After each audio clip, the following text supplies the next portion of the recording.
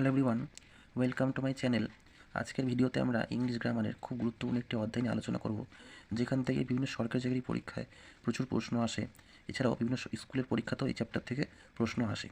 চ্যাপ্টারের নাম হলো parts of speech. Parts of speech. আচ্ছা, পার্টস অফ স্পিচটা কি সেটাকে একটু আলোচনা করি।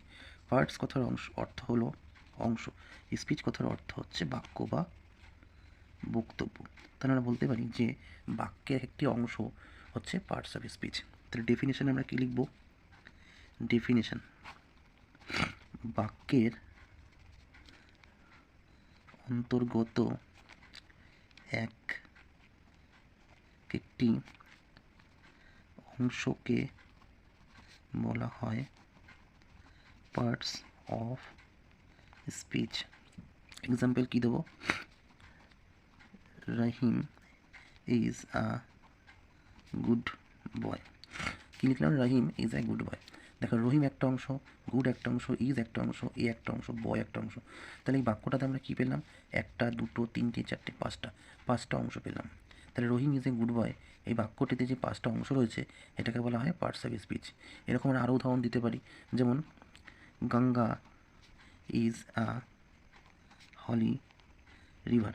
দেখো, গঙ্গা একটা শব্দ, ইজ, হলি, রিভার, এগুলো নিয়ে কী হয়েছে? সেন্টেন্সটা তৈরি হয়েছে। তাহলে বলতে পারি গঙ্গা ইজ এ হালি রিভার। এই প্রত্যেকটা হচ্ছে একটা অংশ, এ একটা অংশ, এ একটা অংশ, এ একটা অংশ, এ একটা অংশ, এ একটা অংশ। ঠিক আছে? তাহলে আমরা দৈনন্দিন জীবনে যে সকল বাক্য ব্যবহার করে থাকি, সেই বাক্যগুলিতে যে সকল শব্দ থাকে, সেই শব্দগুলোকে বলা হয় পার্টস অফ স্পিচ। আচ্ছা, এবার চলে আসি শ্রেণীবিভাগ নিয়ে। শ্রেণীবিভাগ, দেখো, শ্রেণীবিভাগ বা বলতে পারো ক্লাসিফিকেশন। আচ্ছা, পার্টস অফ স্পিচকে মূলত 8 ভাগে ভাগ করা হয়ে থাকে। যেমন 1 নম্বর নাউন, 2 নম্বর প্রোনাউন, 3 নম্বর ভার্ব, 4 নম্বর অ্যাডজেক্টিভ, 5 নম্বর প্রিপোজিশন, 6 নম্বর কনজাংশন, 7 নম্বর অ্যাডভার্ব, 8 নম্বর ইন্টারজেকশন। এই 8 ভাগে হচ্ছে পার্টস অফ স্পিচকে ভাগ করা হয়ে থাকে। আচ্ছা, আজকের ভিডিওতে আমরা প্রথম 4টি বিষয় নিয়ে আলোচনা করব: নাউন, প্রোনাউন, ভার্ব, অ্যাডজেক্টিভ। পরের ভিডিওতে আমরা বাকি 4টি নিয়ে আলোচনা করব। আচ্ছা, প্রথমে চলে আসি নাউন কাকে বলা হয়। যে শব্দ দ্বারা আমরা কোনো ব্যক্তি, বস্তু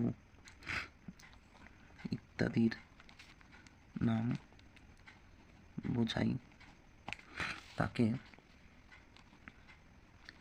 নাউন বলে। যেমন গঙ্গা, রিতম, রবীন্দ্রনাথ, এটসেট্রা। তাহলে কী বলা হয়েছে? যে শব্দ দ্বারা আমরা কোনো ব্যক্তি, বস্তু ইত্যাদির নাম বোঝাই তাকে বলা হয় নাউন। অর্থাৎ আমরা বলতে পারি যে আমরা প্রতিদিন যে সকল শব্দ ইউজ করে থাকি, যে সেটা বিভিন্ন জায়গার নাম হতে পারে, বিভিন্ন খবরের কাগজের নাম হতে পারে, বিভিন্ন ব্যক্তির নাম হতে পারে। ঠিক আছে? প্রত্যেকটা হচ্ছে একটা নাউন। চলো এক্সাম্পল হিসেবে দেখি। Ratan is a good boy. দেখো, রতন হচ্ছে এখানকার একটা নাম, তাই রতন হচ্ছে নাউন। এছাড়াও আরও কী করতে পারি?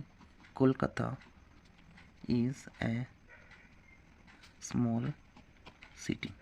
দেখো, কলকাতা হচ্ছে একটা জায়গার নাম, তাহলে কলকাতা হচ্ছে নাউন।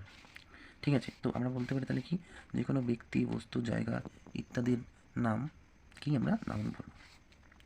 তারপরে চলে আসছি প্রোনাউন। আচ্ছা, প্রোনাউন কাকে বলা হয়? নাউন এর পরিবর্তে আমরা যে সকল শব্দ ব্যবহার করি তাকেই প্রোনাউন বলে। যেমন হি, সি, দে, এটসেট্রা। তাহলে আমরা বলতে পারি কি, নাউনের পরিবর্তে আমরা যে সকল শব্দ ব্যবহার করে থাকি তাকেই বলা হচ্ছে প্রোনাউন। চলো এক্সাম্পল কী দিলাম, হি, সি, দে এটসেট্রা। আরেকটা এক্সাম্পল দেখি, Rahim is a good boy, he is my friend. দেখো রহিম হচ্ছে নাউন, রহিমের বদলে যখন আমি হি ইউজ করছি তখন সেটা হয়ে যায় প্রোনাউন। কেন কি, হি বলতে আমরা কাকে বলছি, রহিমকেই বলছি। তাহলে বলতে পারি যে হি হচ্ছে রহিম, তাই নাউন কোনটা, রহিম, তাই নাউনের পরিবর্তে আমরা ইউজ করেছি কি হি, তাই হি হচ্ছে এখানকার প্রোনাউন। ঠিক আছে, আর কি উদাহরণ হতে পারে, দে কেম টু আওয়ার পার্টি। দেখো দে হচ্ছে এখানকার একটা প্রোনাউন। ঠিক আছে, বুঝে গেল কি বললাম? চলো পরেরটাতে দেখে নিই। প্রোনাউনের পরে আছে কি, ভার্ব, যে দ্বারা আমরা কোনো কাজ বা ক্রিয়াকে উল্লেখ করি তাকে বলে ভার্ব। যেমন প্লে, স্লিপ, ডু এটসেট্রা। তাহলে আমরা কী বলবো, ভার্ব কাকে বলা হয়, যে শব্দ দ্বারা আমরা কোনো কাজ বা ক্রিয়াকে উল্লেখ করে থাকি তাকে বলা হয় ভার্ব। অর্থাৎ আমরা সারাদিনে যে সকল কাজ করছি সেগুলো প্রত্যেকটা হচ্ছে একটা একটা ভার্ব। যেমন একটা উদাহরণ নিই, হি রোট এ স্টোরি, সে একটি স্টোরি লিখেছিল। দেখো লেখাটা হচ্ছে কি ইংলিশে বলা হয় রোট, তো রোট হচ্ছে এখানকার ভার্ব।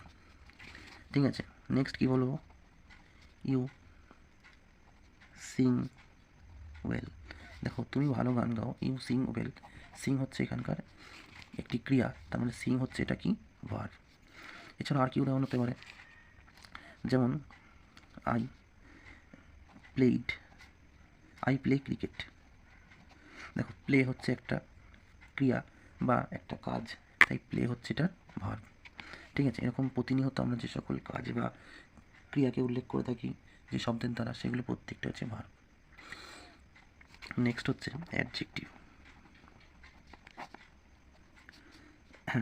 যে শব্দের দ্বারা নাউন বা প্রোনাউন এর দোষ, গুণ, পরিমাণ ইত্যাদি প্রকাশ করা হয় তাকে বলে অ্যাডজেক্টিভ। অর্থাৎ আমরা যখন যে শব্দগুলো দ্বারা কোনো নাউন বা প্রোনাউনের দোষ, গুণ, পরিমাণ ইত্যাদি প্রকাশ করব সেটা হয়ে যাবে অ্যাডজেক্টিভ। যেমন একটা উদাহরণ বলি, রহিম ইজ এ গুড বয়। দেখো এখানে কি বলা হচ্ছে, রহিম, রহিম হচ্ছে নাউন। ঠিক আছে, রহিম কি, রহিম হচ্ছে একটি ভালো ছেলে। তাহলে ভালোটা কি, তার গুণকে প্রকাশ করছে, তাই ভালো অর্থাৎ গুড এখানকার অ্যাডজেক্টিভ। ঠিক আছে, এছাড়াও আর কি হতে পারে, he is an honest person. দেখো হি হচ্ছে কি প্রোনাউন, কেন, হি হচ্ছে নাউনের পরিবর্তে বসেছে। আচ্ছা তাহলে হি হচ্ছে কি প্রোনাউন, অনেস্ট পারসন, সে ব্যক্তি কীরকম, সে হচ্ছে অনেস্ট, তাহলে অনেস্ট হচ্ছে এখানকার অ্যাডজেক্টিভ। কেন, কারণ সে ব্যক্তি হচ্ছে কীরকম, সে হচ্ছে অনেস্ট, তার গুণাগুণটা সেখানে প্রকাশিত হয়েছে, তাই অনেস্ট হচ্ছে এই বাক্যের অ্যাডজেক্টিভ। আচ্ছা এছাড়াও আর কি হতে পারে, রতন ইজ এ টল বয়। দেখো রতন হচ্ছে নাউন, টল হচ্ছে এখানকার অ্যাডজেক্টিভ। কেন, কারণ রতন কীরকম, রতন হচ্ছে লম্বা। ঠিক আছে, তো এই কারণে টল কথাটা হচ্ছে এখানকার অ্যাডজেক্টিভ হিসেবে প্রকাশিত হয়েছে। আচ্ছা তাহলে আজকের ভিডিওতে এইটুকুই থাক, পরের ভিডিওতে আমি বাকি 4টে বিষয় নিয়ে আলোচনা করব।